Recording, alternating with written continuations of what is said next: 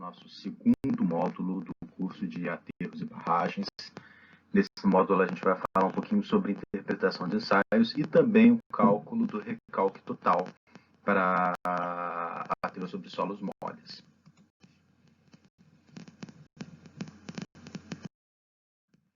E o nosso primeiro ponto, primeira discussão que a gente vai fazer é acerca da extração das amostras. A extração é o processo mais delicado da obtenção de dados para a gente desenvolver o projeto geotécnico. E existem dois processos. A amostra, necessariamente, para o ensaio de adensamento, tem que ser uma amostra indeformada. E existem dois processos. Um seria a retirada de um bloco de amostra, propriamente dito, que para solos moles é muito difícil, praticamente impossível. E existe a cravação do tubo Shelby, que consiste num tubo de aço com a ponta bisotada, né, para poder cortar o solo. E esse tubo ele é cravado no solo e depois a gente retira essa amostra desse tubo e leva para o amostrador. Então, na figura 1 e 2 a gente vê, inclusive, um solo que não é um solo mole, né, é um solo mais resistente, a extração do bloco, propriamente dito, de amostra deformada. Na figura 3, a gente vê o tubo Shelby, inclusive em cima da figura 3 tem um esquemático dele. Na figura 4, a gente vê o corte do corpo de prova, da amostra, né, propriamente dita. A gente tem que cortar ela porque as bordas ao redor do tubo Shelby, elas meio que acabam sendo amolgadas. Então, a gente tem que retirar essa parte lateral que teve contato com o tubo Shelby para poder colocar dentro do ensaio de adensamento, para poder minimizar todos os erros. Algumas dessas figuras, e a figura 5 mostrando o corpo de prova montado e o equipamento do ensaio de adensamento. Coloquei aí para vocês poderem dar uma olhada, um artigo da revista NTT, que ele mostra a retirada de corpos de provas e tudo mais para solos argilosos. Então, em relação à montagem do corpo de prova, existe o anel, esse anel aqui, tá certo? E você tem que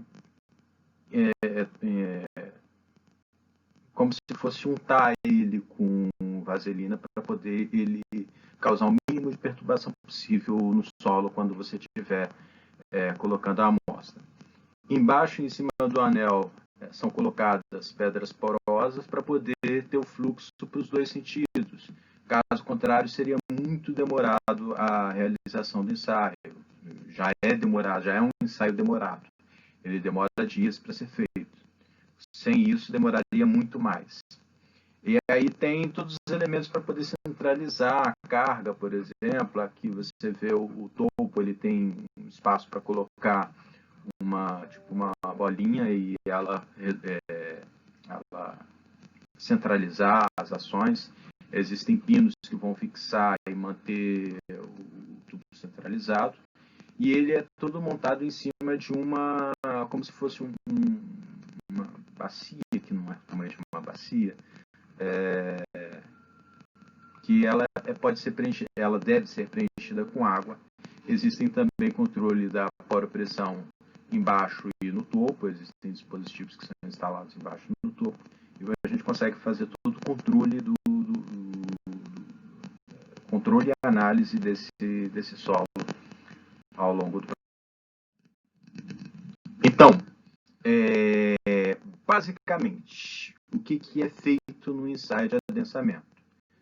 É medido o tempo, que eu não estou representando aí, é medida a leitura do extensômetro. A partir dessa leitura do extensômetro, você consegue determinar qual é a altura do corpo de prova, e é medido o carregamento. São feitos carregamentos mede-se o tempo até que esses deslocamentos no extensômetro sejam muito reduzidos. E aí nisso são feitos vários carregamentos, várias leituras, até você ter aí uma curva que caracteriza esse solo. E o adensamento, o que é basicamente? O adensamento é a redução dos vazios do solo. O solo ele é incompressível, a partícula sólida do solo ela é incompressível, teoricamente incompressível, frente à compressibilidade de todo o resto. Então, quando você acrescenta uma carga, o que vai ocorrer é um fluxo da água, o adensamento é o fluxo da água, saindo desse solo e, em função dessa saída de água, a gente vai ter o nosso recalque. O problema dos solos moles é que a velocidade de percolação dessa água é muito baixa, e por isso a gente tem aí todo esse tempo que ocorre no adensamento. Então, só para a gente guardar, eu trouxe essa fórmula aqui, ó, a altura do corpo de prova dividido por 1 mais índice de vazios é uma constante, porque a gente vai ter aqui que quando diminuir o vazio, a gente vai diminuir a altura. Existe essa relação. E isso vai ser muito importante para a gente formular a nossa equação do adensamento. Isso daqui a gente consegue facilmente demonstrar por meio de... E aí, a gente chega no nosso corpo de prova, no nosso gráfico de adensamento. Basicamente, para cada ponto, a gente vai ter, na verdade, um conjunto de pontos que foram feitos, os ensaios foram colocados cargas, as cargas estão aqui embaixo, a gente tem os pares ordenados das cargas, e vão ser medidos o índice de vazios. A relação de carga e índice de vazios é plotada no gráfico, no papel monologue, que é esse papel aqui no eixo X são logaritmos e no eixo Y é escala decimal. Nos dá essa curva que é uma curva que a gente conhece muito bem, a gente consegue trabalhar muito bem. E aí, para traçar essa curva, a gente primeiro precisa transformar essas alturas do corpo de prova, que é o que a gente vai ter do resultado do ensaio, em índice de vazios. Se você já tem o índice de vazios da sua amostra, que você consegue determinar por meio dos índices físicos, você vai estar no laboratório, você mede a umidade, você mede o peso específico dos grãos, você consegue ter o índice de vazios dessa amostra. Isso você tira lá da tua amostra de solo, o índice de vazio original. A altura do corpo de prova no momento inicial, antes de colocar a carga, você também tem. Então, você vai ter essa relação, a altura do corpo de prova dividido por 1 mais índice de vazios conhecida.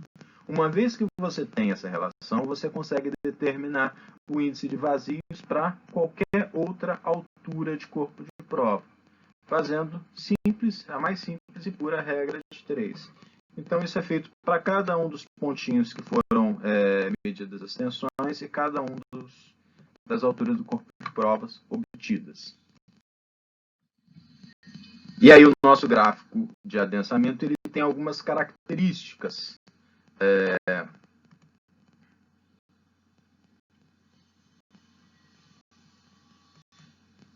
Primeiro, a gente tem alguns trechos, e isso é bem notório. Geralmente, os gráficos têm, às vezes não fica tão visível, e aí existem algumas sugestões que a gente faz, mas ele vai ter trecho que a gente chama de recompressão e descompressão, que seria um trecho onde o solo já vivenciou tensões maiores do que aquela. E aí ele vai se movimentar dentro de um certo ângulo. Em geral, esse ângulo é muito próximo.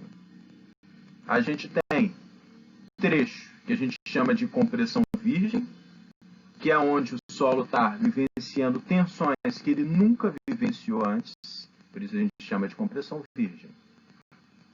E a união desses dois trechos a gente chama de tensão de pré-adensamento. Existe um ponto, e aí se a gente fosse representar matematicamente, seriam duas retas e uma interseção entre essas duas retas. Para facilitar a matemática, a gente trabalha com esse conceito. E a gente vai desenvolver isso e o cálculo do adensamento vai ser em cima desse conceito. Existe uma reta que é de recompressão, onde tem uma certa inclinação. Existe uma outra reta que é de compressão virgem. E o que une essas duas retas é um ponto que a gente chama de tensão de pré-adensamento. Existem metodologias de cálculo dessa tensão de pré-adensamento, a gente vai discutir. E aí, verificando tudo isso, o que ocorre? Eu tenho meu trecho de compressão virgem e o meu trecho de recompressão e o meu trecho de descarregamento. Basicamente, se você for verificar, a fórmula é a mesma fórmula. E como que você vai calcular isso? Você vai ter que escolher trechos ou traçar retas em cima, tangenciando a reta que você está analisando. Então, se você pegar a variação do índice de vazios, tem que ser a variação do índice de vazios no trecho de compressão virgem ao longo do trecho de compressão virgem, ou pegar pontos numa reta que você fez tangenciando esse trecho de compressão virgem. E assim segue até os outros pontos. E aí, algumas características é interessante a gente saber, são termos que a gente usa recorrente na geotecnia, que são as argilas normalmente adensadas. Quando se fala, essa é uma argila normalmente adensada, é uma argila que, no estado de tensões onde ela se encontra, lá no subsolo, ela está vivenciando a máxima tensão efetiva dela. Ou seja, ela, a tensão dela, a tensão geostática dela, é a tensão de pré-adensamento. Esse é o conceito. As argilas sobreadensadas são aquelas que vivenciaram tensões maiores, ou seja, no solo vai estar um estado de tensões aonde, por diversos motivos, pode ter ocorrido ou alagamento, redução de lençol freático, ou existido cargas por cima daquele solo mole. Isso gera sobreadensamento nas argilas e isso daí vai impactar principalmente na nossa curva, no nosso cálculo de recálculo total. E a gente chama essas argilas de sobreadensadas. A máxima tensão, como eu já falei, a tensão de pré-adensamento, que existe também um termo chamado razão de sobreadensamento. É muito mais comum a gente ouvir o termo OCR, ou Over Consolidation Ratio, que é o valor da tensão de pré-adensamento dividido pela tensão efetiva. E aí, em relação à determinação da tensão de pré-adensamento, existem vários métodos, mas os mais clássicos que a gente tem são os métodos de Casagrande e o método de Pacheco-Silva. O método de Casagrande ele é dividido em várias etapas. Alguns acham mais fácil o método de Casagrande, outros mais fácil o método de Pacheco-Silva. É muito particular a decisão de qual método vai utilizar. Para alguns, às vezes, é mais interessante um ou outro. Primeiro ponto é determinar, na sua curva de adensamento, aonde você tem o menor raio, ou seja, aonde a tua curva ela faz a curva mais acentuada, o raio mínimo. Aí você vai marcar esse ponto P. Sobre esse ponto P, você vai traçar uma reta horizontal, vai traçar uma reta tangente a essa curva e com essas duas retas você vai traçar uma bissetriz entre essas duas retas. Além disso, você vai pegar a tua reta de compressão virgem e vai prolongar, vai fazer uma tangente sobre ela. Na interseção dessa bissetriz com essa reta de compressão virgem, vai ser o ponto aonde, quando você olhar aqui no eixo X, vai ser sua tensão de pré-adensamento pelo método de Casagrande. Muito simples. Já o método de Pacheco-Silva, eu preciso do índice de vazios da minha amostra. Você traça uma reta horizontal a esse índice de vazios da amostra, traça a prolongação da tangente da reta de compressão virgem. Na interseção entre essas duas retas, você vai traçar uma reta vertical, unindo a interseção das duas até tocar no gráfico. Depois você traça uma reta horizontal e no cruzamento entre a minha reta de compressão virgem e essa reta horizontal que foi criada, você vai determinar qual é o teu ponto no eixo X. Essa vai ser a sua tensão de pré-adensamento. Os dois são muito fáceis, alguns são mais interessantes para um ponto ou para o outro, para outras situações, ocasiões diferentes. E aí, como nem tudo são flores, por vezes a gente tem solos com baixa qualidade no ensaio. A gente tem que saber interpretar quando que esse ensaio teve baixa qualidade ou não. Basicamente, para a mesma tensão efetiva, o índice de vazios é tão menor quanto menor for a qualidade da amostra. Então, eu tenho aqui 1, 2, 3, 4 retas. Nessas 4 retas, a primeira, você tem, para a mesma tensão, um índice de vazios maior, e à medida que você vai diminuindo a qualidade, aqui ela mostra de forma mais alta com melhor qualidade, a reta mais baixa com menor qualidade. À medida que se diminui, você vai diminuir o índice de vazios. A nossa quebra da curva, basicamente, aquele conceito que eu havia comentado com vocês, que o nosso ensaio ele é basicamente a união de duas retas por um ponto, onde o ponto é a tensão de pré-adensamento. À medida que a tua qualidade da amostra vai baixando, você vai diminuindo, você vai suavizando essa curva. Obviamente, com a redução do índice de vazios e com a suavização dessa tensão de pré-adensamento, dessa quebra, né, a gente vai ter valores também menores da tensão de pré-adensamento. Aumento da compressibilidade na região de recompressão. Você vê que aqui está mais horizontal, à medida que você vai mudando, você vai deixando mais inclinado, isso é um aumento de compressibilidade. E diminuição da compressibilidade no trecho virgem, ele fica mais horizontal. É interessante observar,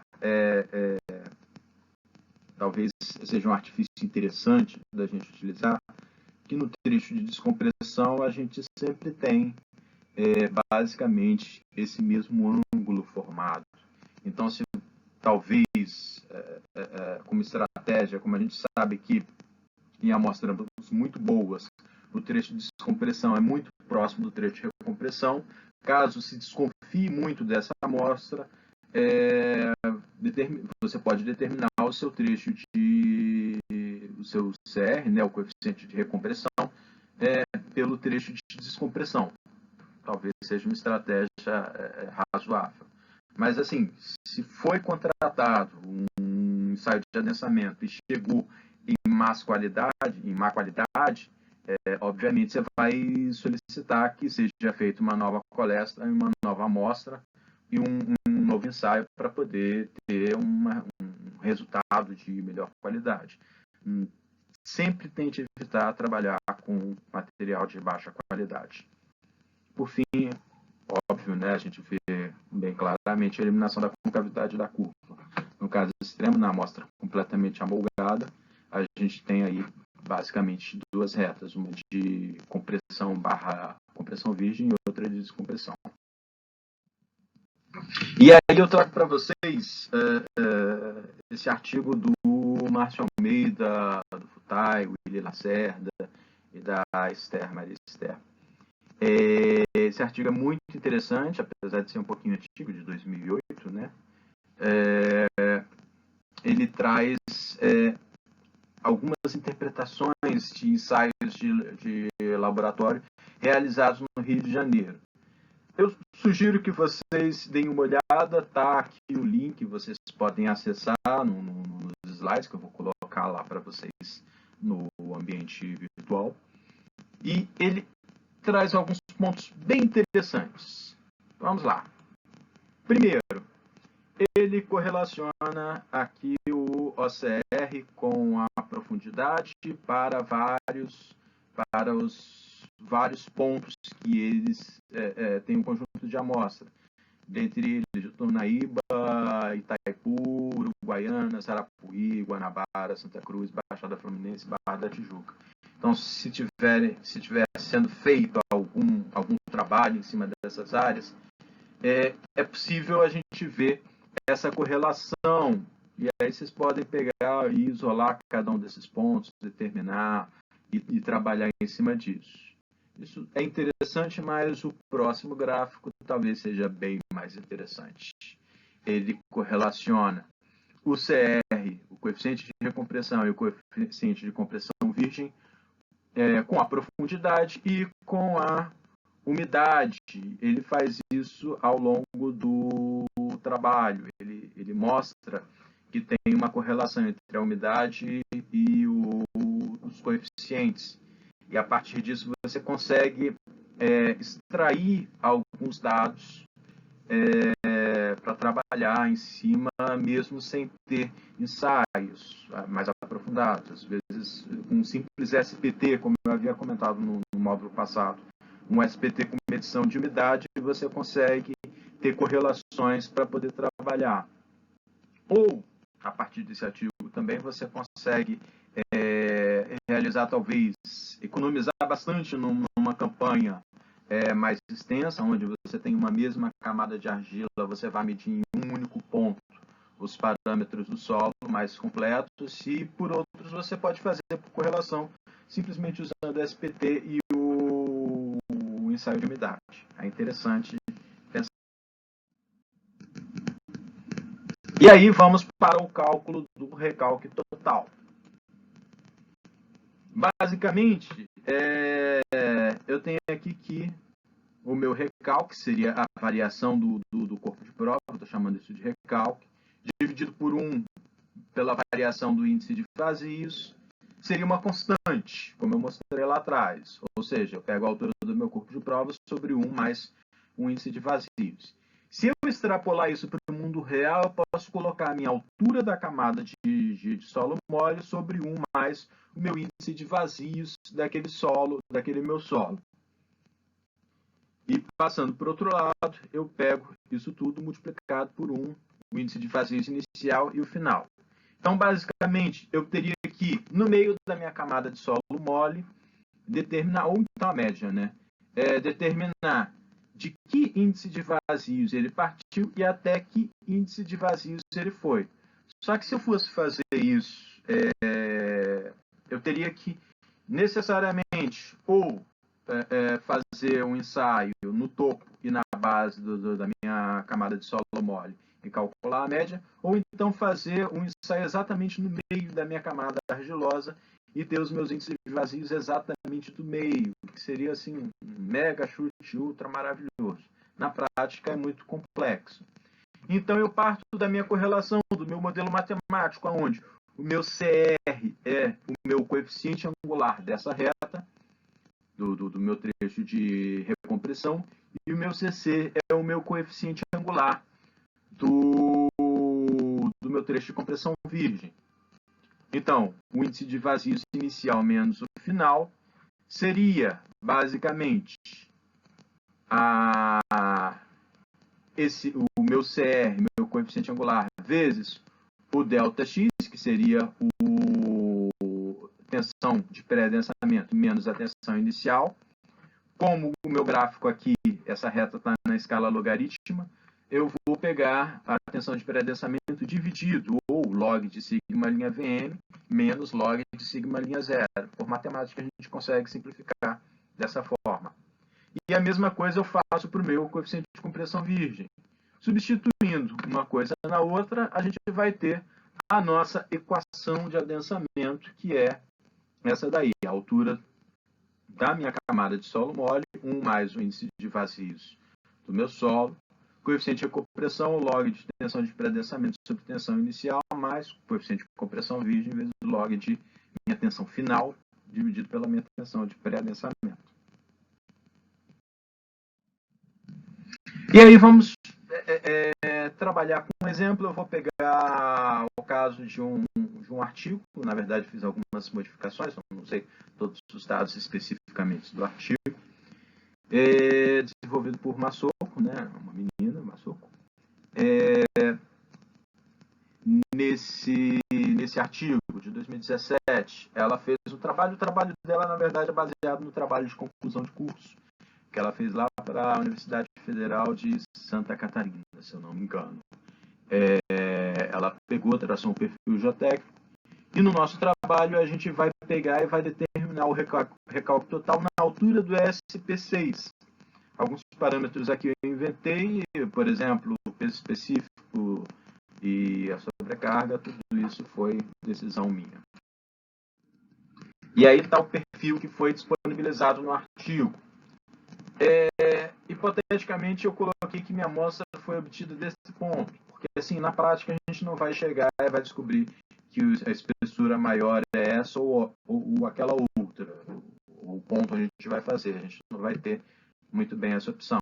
Então, eu escolhi esse ponto daqui para poder trabalhar.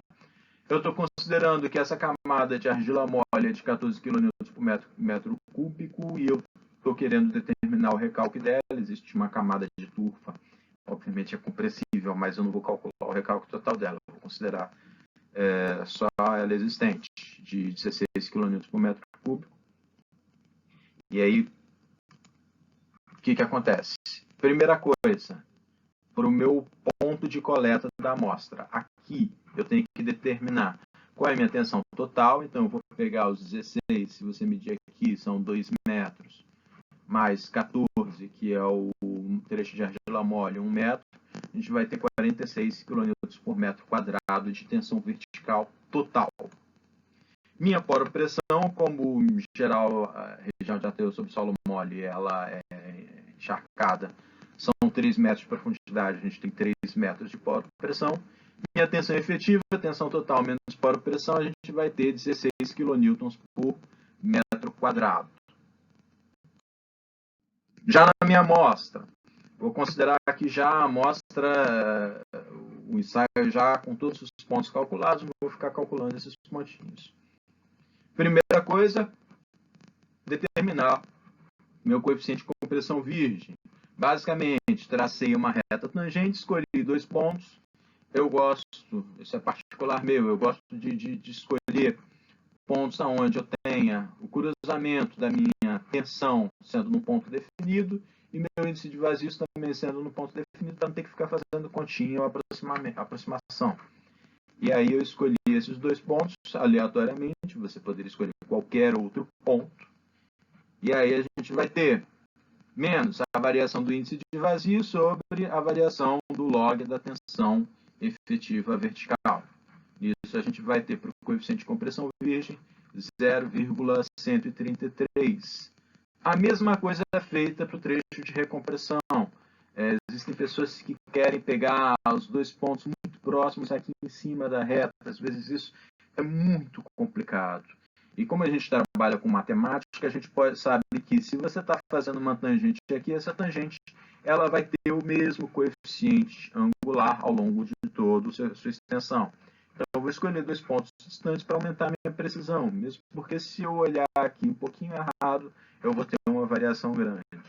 E aí, o meu coeficiente de recompressão, utilizando esses 2 pontos, deu 0,0105.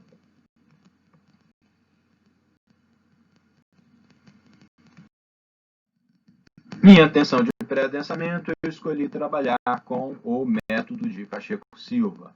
Eu tinha o índice de vazios da amostra, 2,85. Prolonguei minha reta de compressão virgem, tracei uma vertical até tocar o gráfico horizontal e depois determinei aqui 10, 20, 30, 40, 45 kN por metro quadrado. Com isso, eu já tinha a minha tensão no local, calculei minha tensão de pré-adensamento, eu descobri que aquele solo é um solo com OCR de 2,81. Eu vou assumir que o OCR seja uniforme ao longo do solo. Nem sempre isso é, existem dissipações e tudo mais, existem vários fenômenos, mas, por simplificação, isso é importante você observar no teu relatório, você pode adotar que o OCR é constante, e aí do gráfico, tudo que a gente sai é com o OCR, coeficiente de recompressão, coeficiente de compressão virgem. E isso daí que a gente vai aplicar no cálculo do recálculo.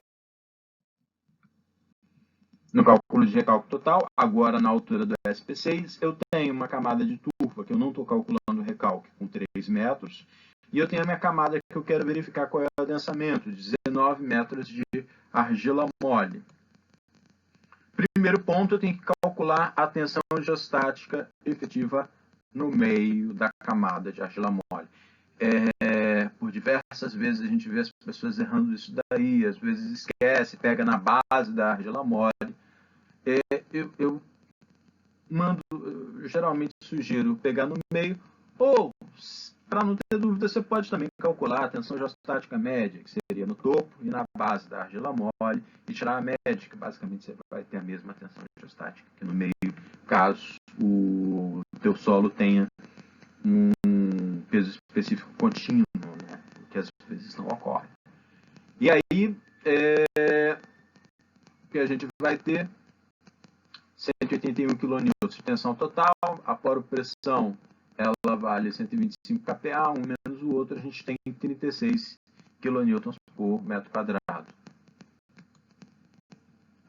Minha tensão de pré-adensamento no meio dessa camada, eu vou ter basicamente multiplicando o meu OCR, que eu já havia calculado, pela minha tensão vertical, aquela tensão inicial, que está antes de ser colocado o carregamento. Então, vai ser 2,1 vezes 36, 101,16 kN por metro quadrado.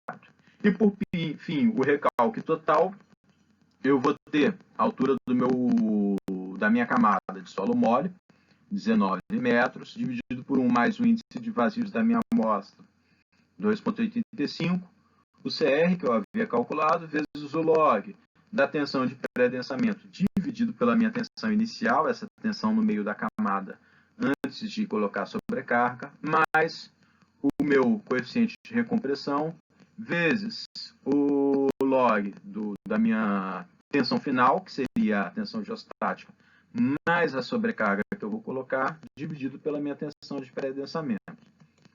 Tudo isso me daria um recálculo de 0,134 metros ou 13,4 centímetros.